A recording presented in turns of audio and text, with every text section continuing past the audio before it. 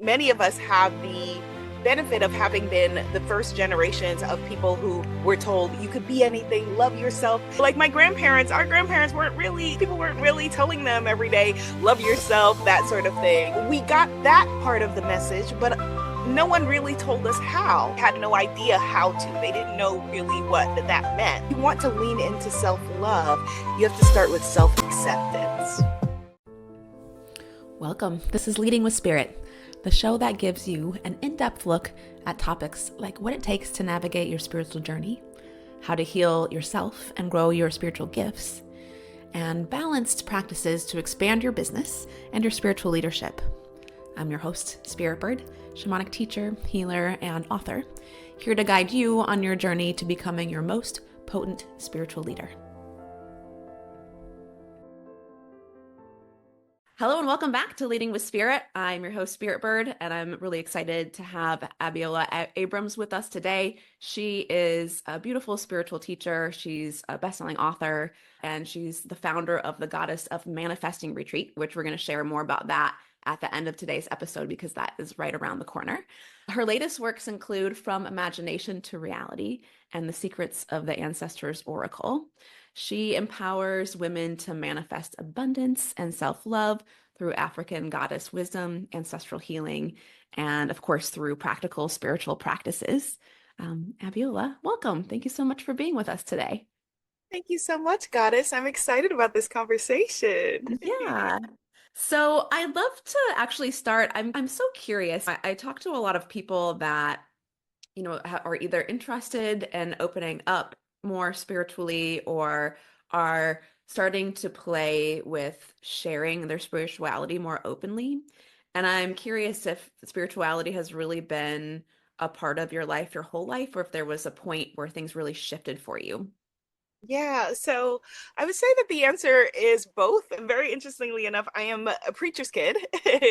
My father is a minister, but his church, I love the way that he approached his church, unlike traditional preacher's kids where they typically are in their parents' church all day and all night throughout their whole childhood. My father very much believes that when you're an adult, then you're able to make spiritual decisions. And my family gave me a strong grounding, a strong religious and spiritual grounding.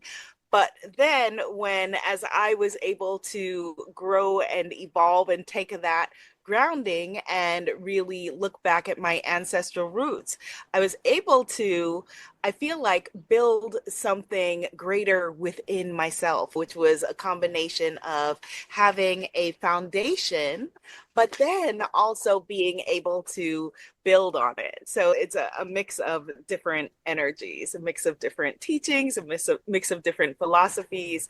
And so that is who I am. Beautiful. Yeah. So when you started to play with blending these different parts of yourself and your spiritual journey together, was that just for personal use at that time? So initially it was for personal use.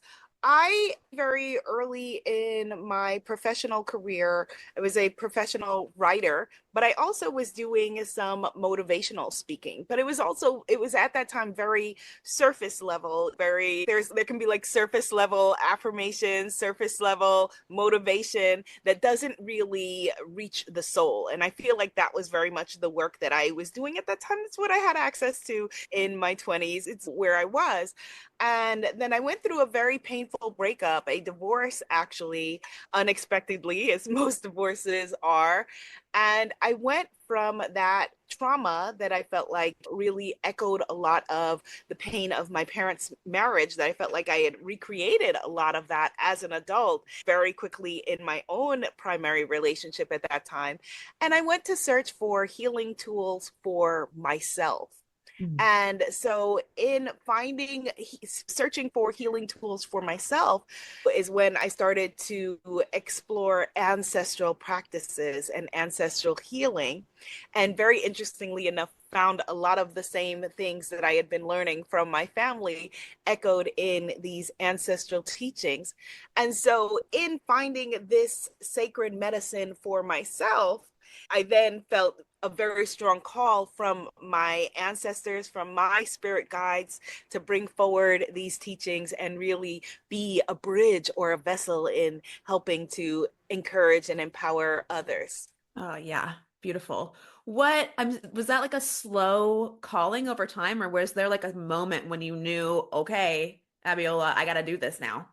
It's interesting because it feels like when you're going through any sort of pain, trauma, whatever, it feels like a very slow thing, right? It feels like you're crying on the kitchen floor because you're grieving the loss of a relationship or a human being or whatever it is. It feels like it's a very slow thing. So although there were moments of instant transformation where there were moments where, okay, there was a clear before and an after, I would have to say that it's an evolution. And I still feel very much like I'm a work in progress.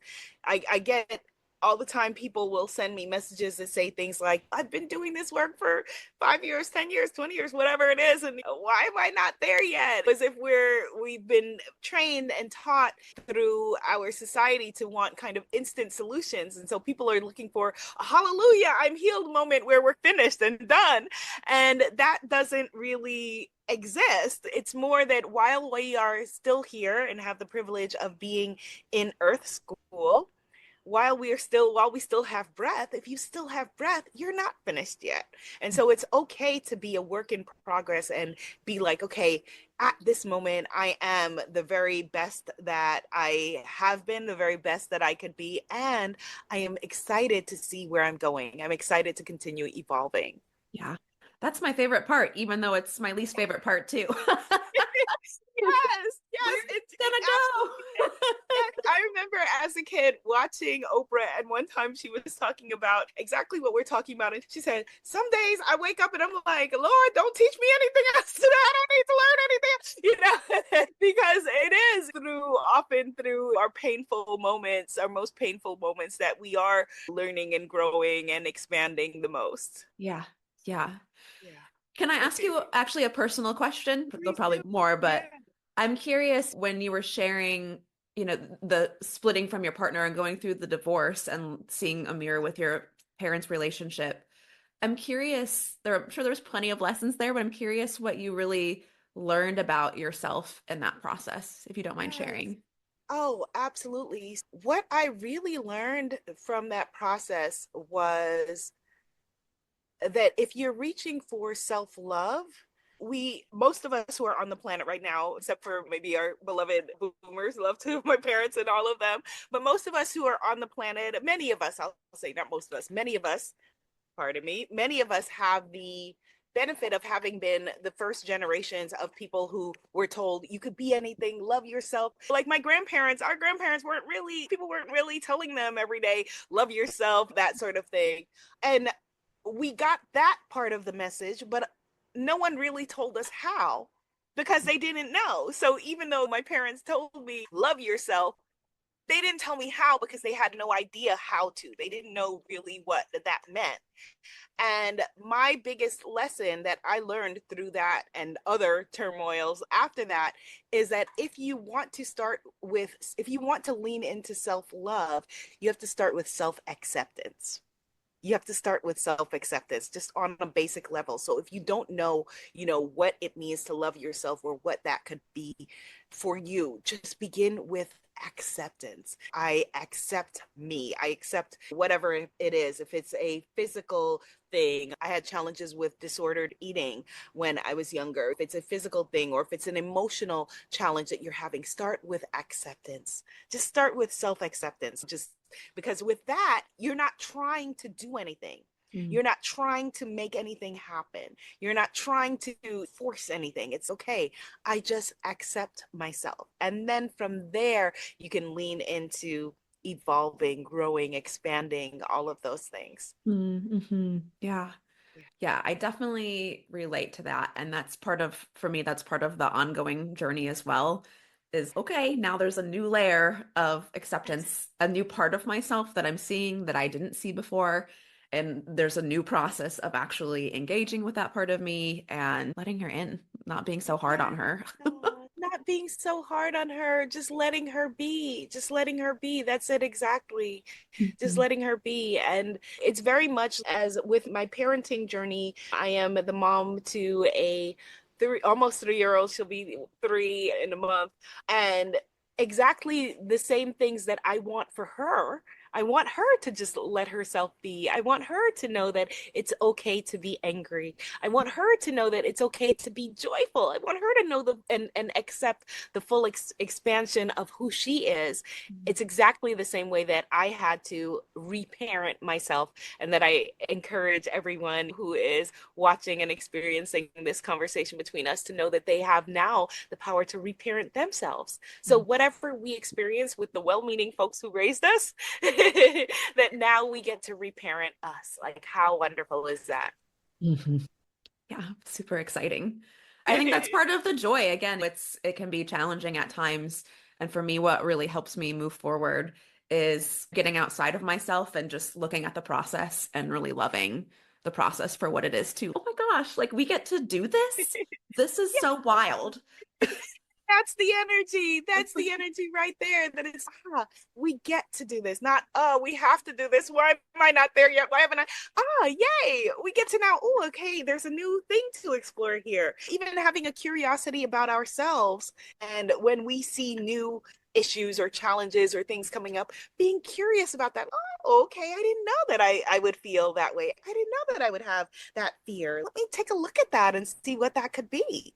Having that kind of energy, again, the energy of play is expansive, right? And it's the opposite of what we were taught was adult energy. Adult energy should be shut down your imagination, all of those things, and now you're going to be serious. Wonderful for us now who are living, who know that you don't have to shut down anything. You can just keep being more and more of who you are, and really allow yourself to grow and expand and all of those things. So jumping back to you tapping into this part of yourself and then starting to shift to sharing it more outwardly. So you were already doing motivational speaking. And of course we can look back and be like, "Oh my God, that was so." Cringe. It was. It was. And if what you're wanting to do, let me just say this, if what you're wanting to do, when you look back at it, if it's not cringe, it means you're starting too late. It should be. You should look back at yourself and be like, oh my God. Oh. I think there's like when you're making that introduction of yourself in a different way, I think there's no way to not be awkward. Just let it be awkward. Yeah. It's okay. Yeah. So, was there a lot of fear for you in that, in sharing this part of you, or did that come pretty naturally? There was a lot of fear. And so here is very interestingly, this is exactly what my journey was. At the time that I was dealing with this breakup, I was hosting a show on BET, Black Entertainment Television, that came on Sunday nights at 9 or 10 p.m. I did a lot of TV hosting, but it was always like 10 o'clock at night or whatever, like on a Sunday or some obscure time. And so that was the time that the show came on, and it was this particular show was a short film competition. It was named the Best Shorts. And so I would do what are called interstitials, which means that I would do intros and outros for the films. Okay. And because I my filter button just was not working at the time, or actually no, let me adjust that. It was working, and I was dealing with some stuff, and in addition to just introducing the film, I would express whatever I was feeling. So I would bring in like all of my bitterness at the breakup. So if it was like a love film, for example, a romance that I was introducing, I would be like, all right, so this is a romantic film. For those of you who are not crying on the bathroom floor, like I've been doing all day, enjoy it or whatever. Like, again, cringe. That's what I was, how I was introducing the films.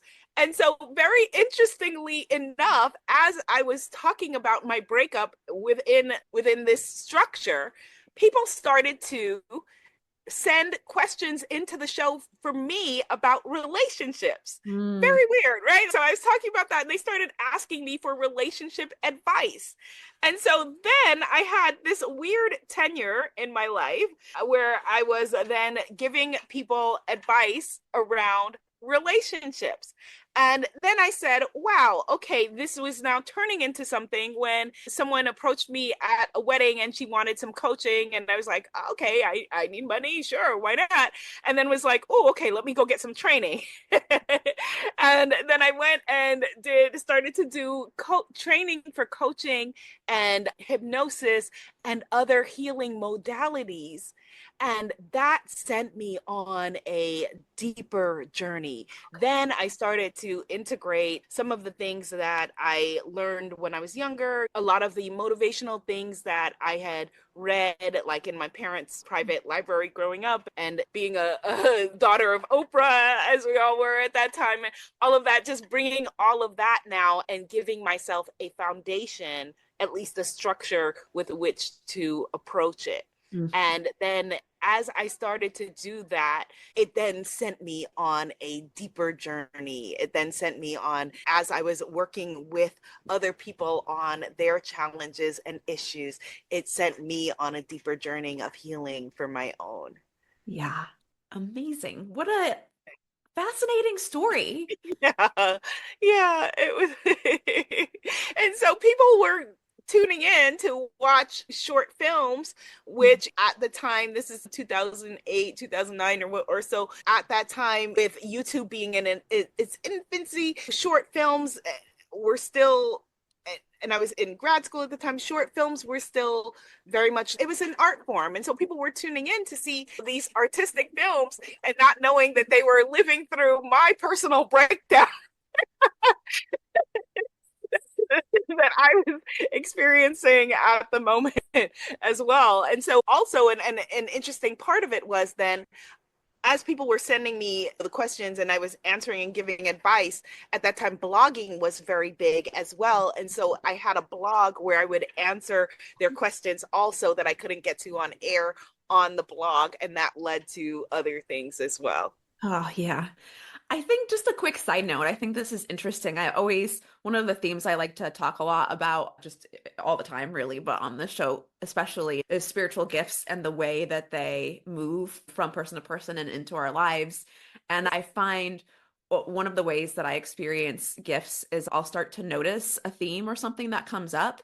And oftentimes I then encounter somebody that carries that gift like a couple weeks later. Yes, yes, And it's so interesting because obviously your range is much bigger than just relationships.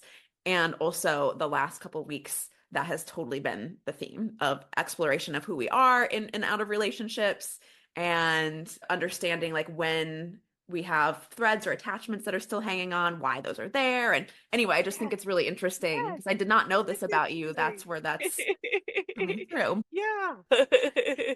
Yeah. And it was very interesting. It's interesting for me now, this moment in time, where I'm seeing people so publicly talk about the divine feminine, for example, which where I had long before this, well, not that long before, but long before that, like I had had goddess circles in college and things like that were very weird. Like the things that before were very, very weird for people. Like I was making my own oracle cards, and then because there was nowhere to print them, like I had them printed like at Vistaprint, like that was a business card site. I was trying to adjust the world, like that the world is now. It's very interesting, like seeing these things be like commonplace and common exchange. It's very cool. Yeah. Yeah. So, where do you feel like, ugh, I have so many questions for you. Where do you feel like your work has really landed you now? Where is that area, your zone that you love helping people with and that you love operating from? I feel like the key, like the crux of my work right now, if I look at, I tend to work around a number of different themes, and they're all under the umbrella of what I call radical embodiment. Stepping into your goddesshood or divine feminine, radical embodiment. Manifestation, radical embodiment. Learning to work with your guides and your ancestors, radical embodiment. It's stepping into your power in a way that is, bringing the fullness of you to the party, not from a place of mindset or a place of surface motivation, but a place of you get to bring it like your whole self to the party. Yeah. Yeah, and embody whatever it is that you would have yourself be, realizing that you could embody that and have access to that now. Mm-hmm. Would you say that part of you sharing that was from you using it in your personal life and then inviting other people to experience what you had tapped into? Yes, absolutely. Definitely for me using it in my personal life and then inviting others in. But also, even when I look back at certain things from my childhood, like my sister and I growing up, we had vision boards on our walls. But at that time, vision boards were not a thing. So we didn't use that language. Sure. So we didn't know that's what it was, but we were had created like vision boards and those kinds of things. Like you can look back and draw the threads to know that, okay, I really truly feel like how exciting that I am walking my purpose. This is, and so it's exciting to see as it expands where it's all going to go. Yeah. We were talking about that feeling or mindset, and when you started sharing your work and teaching, was that easy for you to is that something that you always carry with you? Was there a moment where you started to get too serious? Has that been a battle for you, or has when I speak with you, I see that I can see your little inner child is just Yeah, so very much like that has always been my energy. But along with that, that I thought that being a grown up meant that I had to put that part of me away. So there was a very clear point in my adulthood where I was like, okay, better start wearing navy blue suits or whatever it is because this is what I've got to do now. Like, better get more adult type shoes or all of those ideas that we have about, okay, this is what a grown up looks like, or this is what a grown up should be. So it wasn't so much that I was a completely serious, closed off person. I've always been actually a very like joyful person, but I didn't know that the totality of me was okay to bring to every stage of my life. yeah. Yeah. Yeah.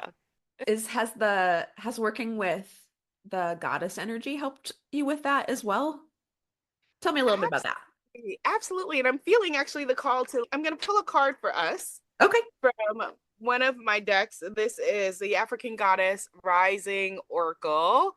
I'm going to pull a goddess card for us on with that intention, with that energy, and just find out what it is that we are needing to know. Because yes, working with the goddess and for me tapping into my divine feminine has been a very important part of that journey. So Mm. I'm going to just shuffle and actually you tell me when, goddess. So you let me know when. Right now. Okay. All right. So here, and I'm going to pull a clarification card. Okay, so very interestingly enough, we pulled two shadow cards from the deck. And so we pulled the energy of Jumbie masks Beautiful. and the energy of Long Bubby Susie shame. Two shadow Mm. cards. So what what this is saying in terms of the conversation that we're having is that yes, for me a long time it was about the wearing masks, feeling the need to perform myself rather than just be myself in order to feel like I needed to fit into different spaces and having a layer of shame underneath it, shame about my body, shame about my hair, shame about my skin color that I needed to heal in order to be present and be fully me and be who I was born to be. And I think that the wearing of the masks is really an insidious part of the experience that when I talk to a lot of light workers, way showers in the world, all of us big hearted empaths, that a lot of us have the wound of feeling the need to shrink, to hide, to play small, to hold back. The who do you think that you are to come forward and or the how dare you, all of that. And we wear different masks in order to to fit in with life. And yeah, so I don't know if there's the answer to your Mhm. question is in there, but I feel like it's Yeah, somewhere in there. that's great. Yeah. Yeah. Yeah, it is. I find that to be true also. And a lot of light worker change makers, I think, get stuck in the if I actually embody Yeah. who I really am and also express that, then we get in this trap of, oh, but isn't that ego? Aren't I being egotistical? And it's Right. actually, no, you're like, you not Right. doing that is being in your That's ego. it exactly. That's it exactly. Because the jerks and a-holes, like, they never ask those introspective questions. Yes. Right? They never ask those introspective questions. That it is the change makers and the light workers. And it's actually, as you said, exactly the opposite. And realizing, in terms going back to radical embodiment, that it's the divine within us, whatever name or label you want to assign to that energy, that you're allowing to shine. And so it's the most beautiful thing that you could do is show up and be fully yourself. Mhm. I'm feeling the urge to just in this moment take a pause and for the listeners just to tune into their body for a second and how they're feeling. Just giving them a second to, if you're listening, just drop in, notice where your energy is in your body, maybe even noticing it down around your hips and your lower chakras. We'll just tune in for a second.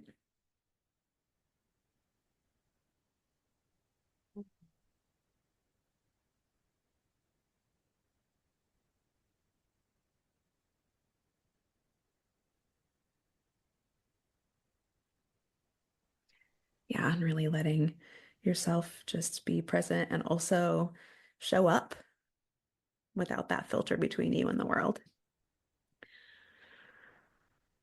Okay, thank you for playing there for a second. You do a lot of work with manifesting also. That seems to be a pretty prominent theme Yeah. for you. One question I was tuning in before, and one question that came up for me that I think also a lot of light workers and energy healers struggle with when they get into manifesting is that place of like mindset versus the deeper work. And especially at what point are they get stuck on the when am I supposed to be asking for more and when am I supposed to just be accepting what I have? And I wonder if you have any thoughts or advice there. Yes, I love that question so much. And I actually devoted like a whole section in my last book was named From Imagination to Reality. Got it. And it is a manifesting manual that I devoted a whole section on this because this is really important.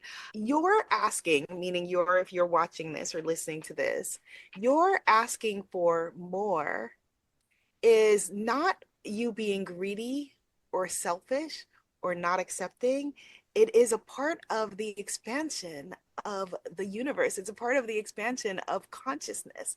Every single thing that we can see around us, if you look around your room or wherever you're listening to this, is a manifestation of someone asking for more, of someone saying, what if?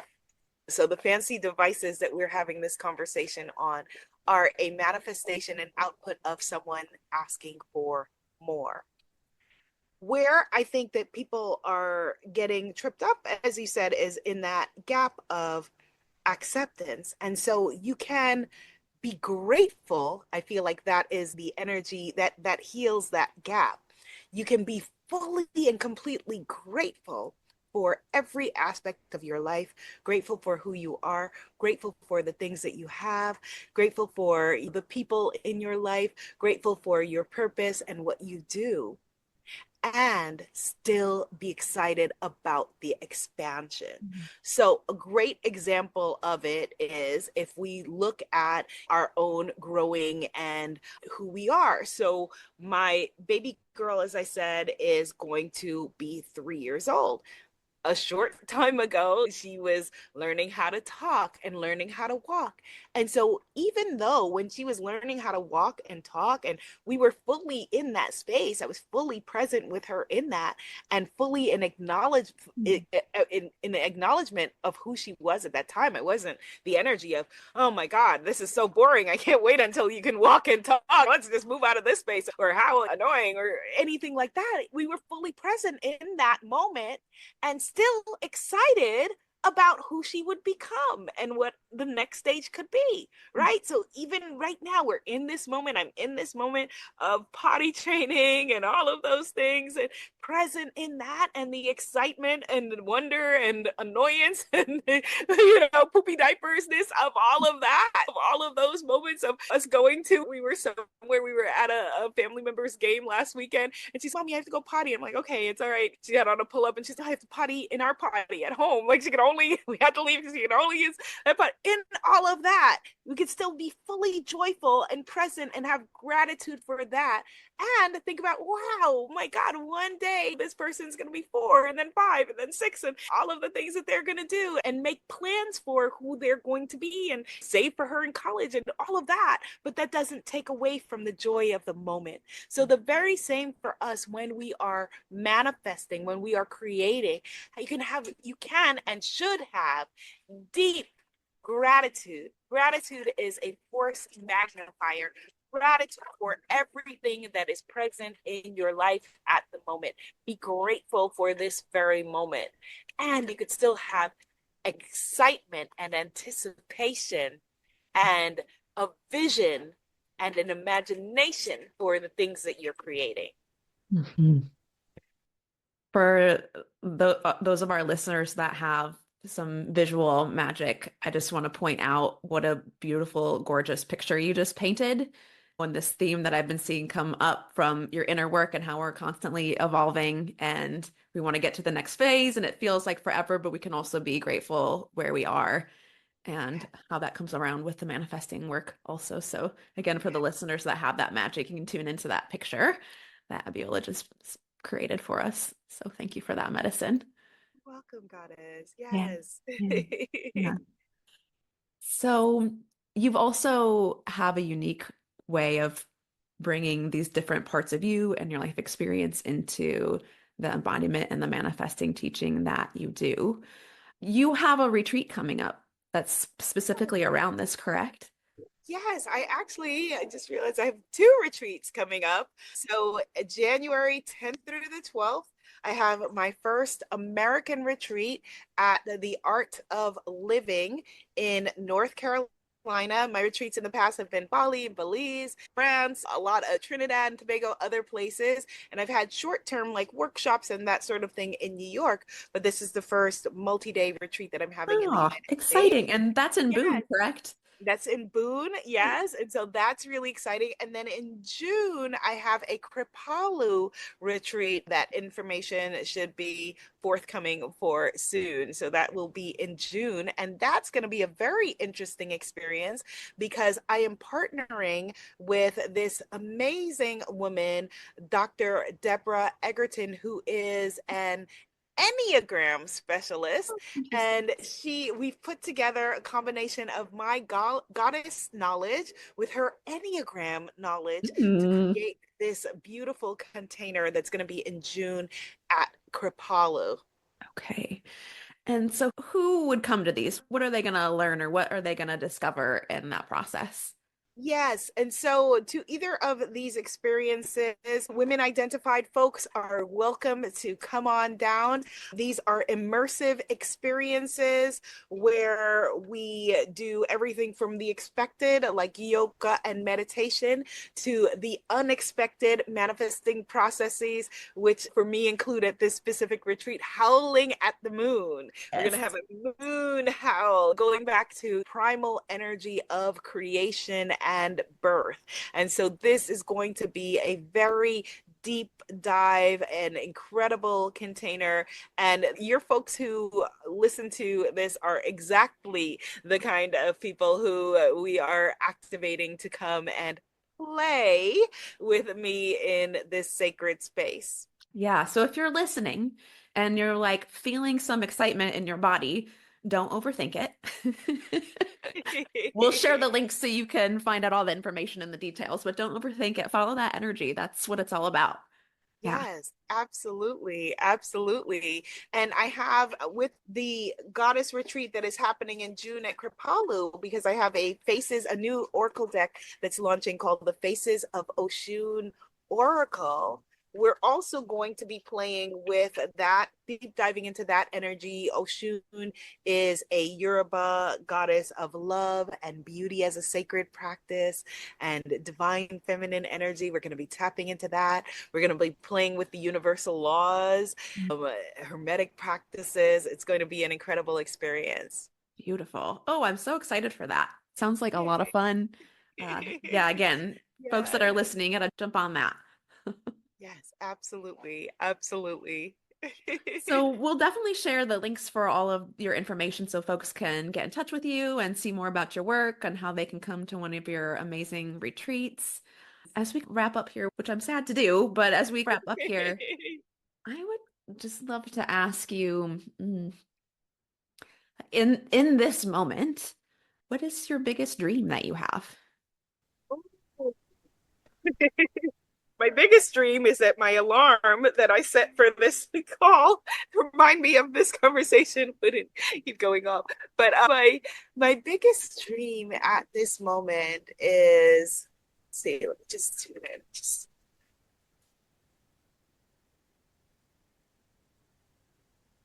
to activate brave hearts, sisterhood, divine feminine rising, and all of us having the courage to become who we were born to be. That is Mhm. my biggest dream right now. Well, thank you so much for sharing that. You're welcome. You're welcome so much. Thank you for this incredible, beautiful container of love that you have built. It just feels, my heart just feels so at home here in your Wonderful. energetic space. So thank you for this. Thank Oh, you. my pleasure. Thank you so much, Abiola Abrams. What a pleasure. Appreciate your time. I'm so excited for our listeners to be delighted with your presence as well Aw, and your unique thank seeing. you. Hmm. Thank you. Deep bow to you. Okay. All right, everybody. So that's it for today. Again, you can find the links in the show notes, or you can find me at Holton Healing Arts. I'm happy to answer any questions that you have about today's episode or also about Abiola's work, or if you'd like to get in touch with her. Be sure to join us in the Leading with Spirit Facebook group. We're going to have a discussion about themes that came up on today's conversation.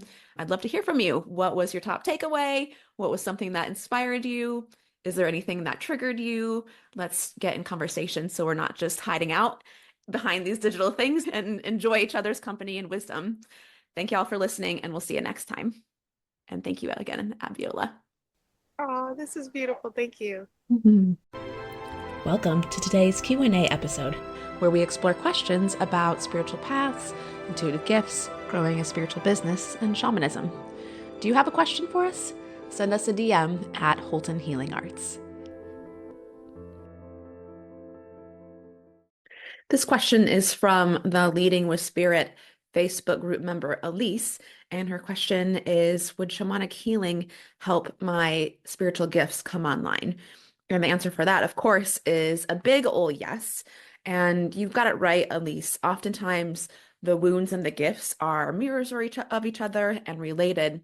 So as you work on your wounds, you actually open your spiritual gifts. And as you work on your spiritual gifts, you'll be healing your wounds.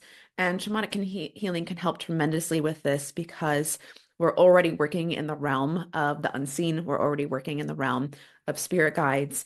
And through the practices, you can learn how to get clear about what those wounds even are, how they're showing up in your life, but then maybe more importantly or more fun, how as you heal them, you'll be able to access your gifts so that you can take the things that are unique about you, even that have come from your wounds in your life, and apply them to your life so you have clarity on your purpose and clarity on how to use those unique things, those unique gifts in a way that not only improves your life, but helps others around you, helps us all move this evolutionary piece forward. If you haven't already, I highly recommend you take the Inner Mastery Archetypes assessment. So I'll leave the link for that in the show notes. You can find it on my website. And what this does is it introduces you to the archetypes that we work with within shamanic healing here at Holton Healing Arts. And you'll be able to identify what your archetype is, You're going to get a really quick understanding of the bigger picture, the bigger context of what it is to be who you are and on your path. And you're also going to get clarity on what some of your gifts are. Now, your gifts go really far and really deep. So this is really just an introduction so you can actually start working with it in real life and in your ordinary reality and regular life context. So when you get that, you'll get clarity on what your archetype is. You're going to get information that helps you see your gifts more clearly. And you're also going to get information that helps you understand your patterns and what wounds you need to work through. You'll have an invitation to access a activation that will help you align with that path. And you're also going to get a free PDF that breaks all of this down for you, including magical tools that you can use in your archetype, lots of really wonderful things in there. So again, if you haven't taken that already, I highly recommend you take the Inner Mastery Assessment and hop on to Leading with Spirit Facebook group. Let me know what one you got. Thanks again so much for joining me today. I'll see you next time. I hope you enjoyed this episode of Leading with Spirit. If you did, please share the link for this episode with your biggest takeaway, tagging me at Holton Healing Arts. It would also support me if you subscribed and left a rating and review of the show so we can support more people living their highest purpose. Until next time, journey on.